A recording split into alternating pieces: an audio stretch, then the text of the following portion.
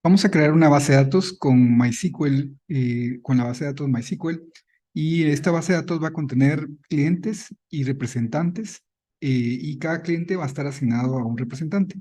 Es una base de datos muy sencilla, con la intención de ir aplicando algunos conceptos sobre todo de triggers y procedimientos almacenados y eh, transacciones eventualmente. Así es que vamos a ver.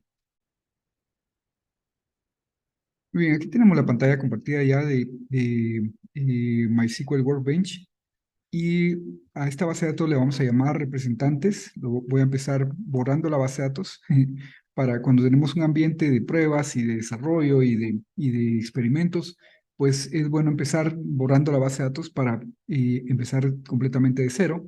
Eh, Luego creamos la base de datos representantes y también la usamos para activarla, para que todos los comandos que ejecutemos de aquí en adelante estén siendo afectados, afecten directamente a esta base de datos representantes. Vamos a crear tres tablas muy sencillas. Una que va a ser de representantes, le vamos a llamar reps. Otra que va a ser de clientes, le vamos a llamar clientes. Y una tercera de asignaciones, donde vamos a asignar a un cliente un representante. Es una base de datos muy sencilla, con tablas muy simples, sin códigos, ¿verdad? Es decir, sin campos de código, quiero decir, ¿verdad?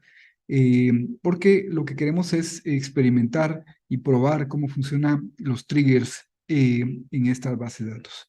Una cosa importante, vean que en este caso, para crear la tabla de asignaciones, yo puedo crear la tabla de asignaciones con un campo que se llama rep, que en principio hace referencia a la tabla de representantes en el nombre, y un campo de cliente, que es el primary key, la llave primaria, que en principio hace referencias a clientes en el nombre, pero puedo crear esta tabla sin haber creado las anteriores.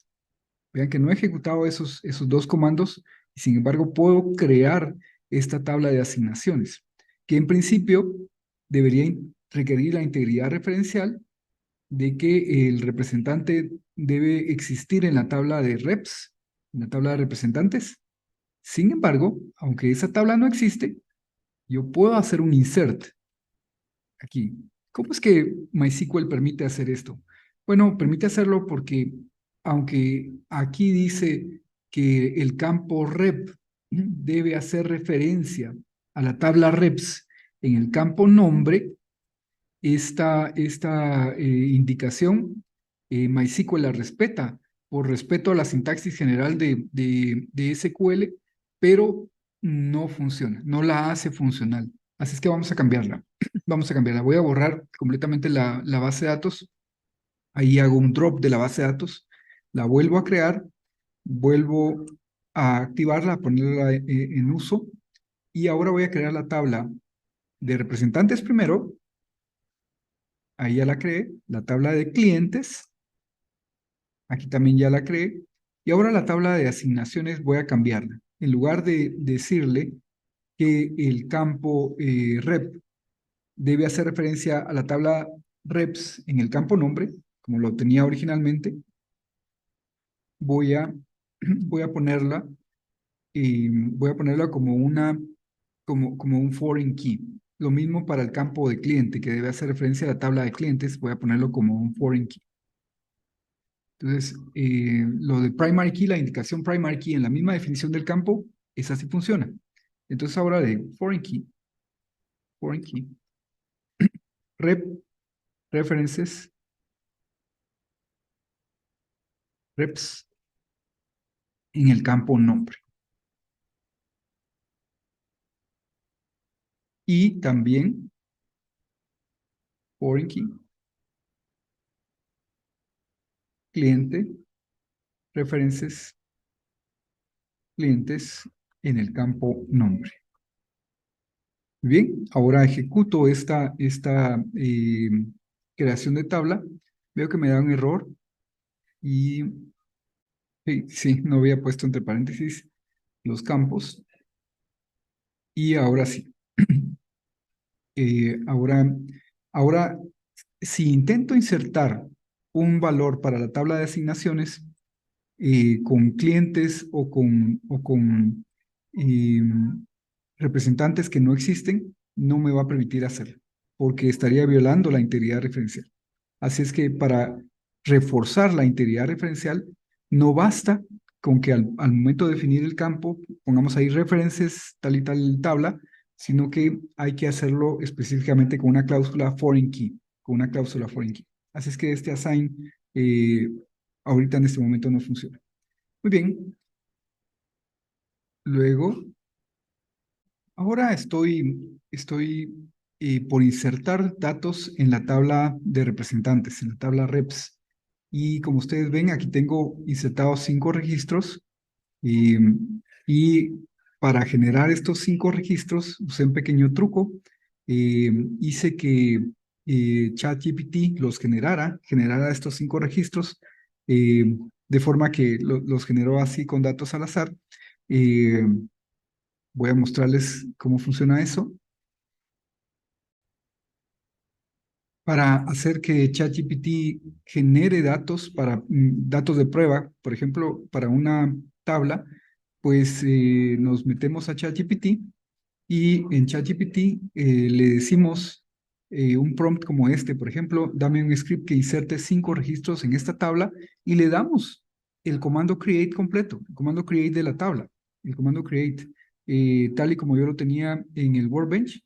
Y ChatGPT inmediatamente genera esos registros de prueba, esos registros aleatorios, esos registros para que nosotros podamos probar. Así es que es un buen uso de ChatGPT porque nos permite generar datos de prueba. Como ustedes ven, aquí incluso también le pedí que me generara 20 datos de cliente, 20 registros al azar, para meter en la tabla de clientes y me los generó sin ningún problema.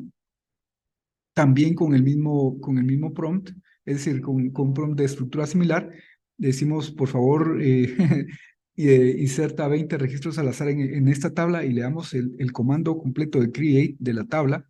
Y entonces ChatGPT nos genera el código correcto de MySQL. Es importante decirle que es para MySQL.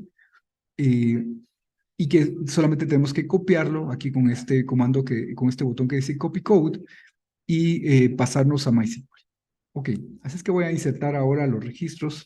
Inserto 5 registros de, en la tabla de representantes y 20 registros en la tabla de clientes. Son registros al azar. Registros al azar. Bien, ahora voy a eh, hacer un procedimiento almacenado que va a insertar las asignaciones o realizar las asignaciones, insertar en la tabla de asignaciones un cliente a un representante, un cliente a un representante, etcétera, etcétera. Y para ello también me voy a apoyar en ChatGPT. Y vean, aquí con ChatGPT podemos nosotros decirle, crea un procedimiento almacenado que llene esta tabla en MySQL. Create table, le damos todo el comando de create table de la tabla de asignaciones. Bueno, yo aquí se lo había dado con la sintaxis que tenía antes, la que usaba referencias en la misma definición del campo, y que vimos que no funciona.